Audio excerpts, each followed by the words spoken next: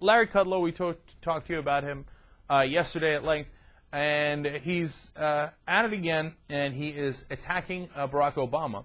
But the RNC likes this so much, they forwarded it to all the press, this little clip of Kudlow that we're going to show you from CNBC. I think it's a very bad idea for the Republicans to be associated with this guy and with the statements he's making here. But if this guy runs for office, as some people were speculating that he might in Connecticut against Senator Chris Dodd, I think it'd be a boon for the Democrats. This guy has no idea how to appeal to the average guy. Get a load of what he's about to defend on CNBC. Let's watch. Support level. Mr. Geithner talked about taxing the rich, raising taxes on private investment funds, and raising taxes on offshore corporate revenues. That is more war against investors and businesses in the worst bear market recession in memory. It is an extraordinary, stupid performance, to be honest with you. Mr. Bernanke himself failed to make a strong case for the new TALF program, which is now scheduled to begin later this month and unclog securitization secondary markets. So, bank stocks fell 1.5% on the day. Insurance companies lost 5%. Did you understand what Kudlow just said there? He said, Geithner comes out in here and says we're going to tax the rich and we're going to tax their offshore tax havens. We're going to find them and tax them. And he says, what an extraordinarily stupid idea.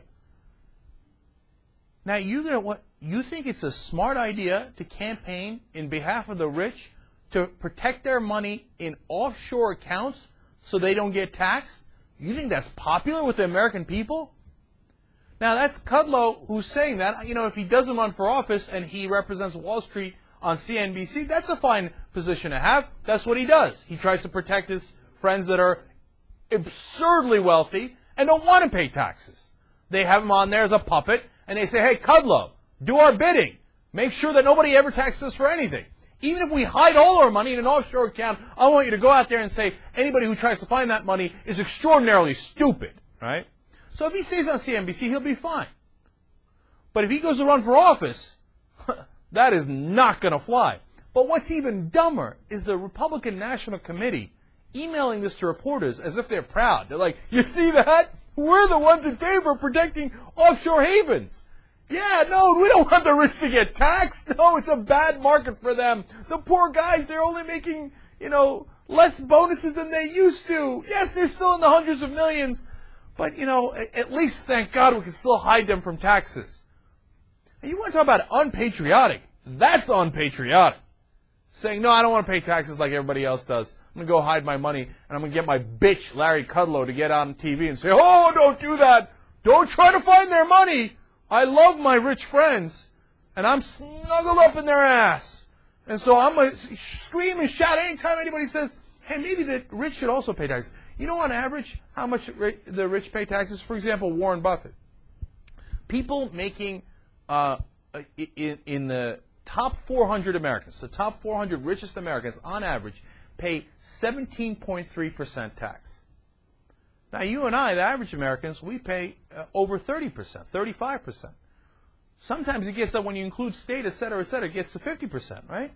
But, okay, let's keep it at, let's say that it's just in the low 30s. Okay, fine.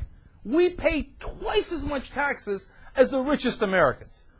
Now, why? Partly because some of them have it in offshore accounts, but that doesn't even get counted 98% of the time. Mainly, they pay capital gains tax, which is 15%. They make most of their money on investments, and those investments are only taxed at 15%. Whereas our money our income is taxed at whatever bracket you happen to be in, which is much higher. And in fact, Warren Buffett does this all the time, where he talks about how he pays 17% income tax, but his secretary pays over 30%, even though she makes $60,000 and he's a billionaire. And he says, I'll give anybody $1 million if they can show that they pay any of these Fortune 500 CEOs, if they pay as much taxes, percentage-wise, as their secretaries. And nobody's taken the money yet. And now Larry Kudlow and the RNC get out there and say, oh, no, don't you dare tax these poor rich folks. Even though they're not even, half the time, they're not even paying that 17% because it's offshore. Oh man, you want to get into politics? Come and get it, Kudlow. Come and get it. Okay.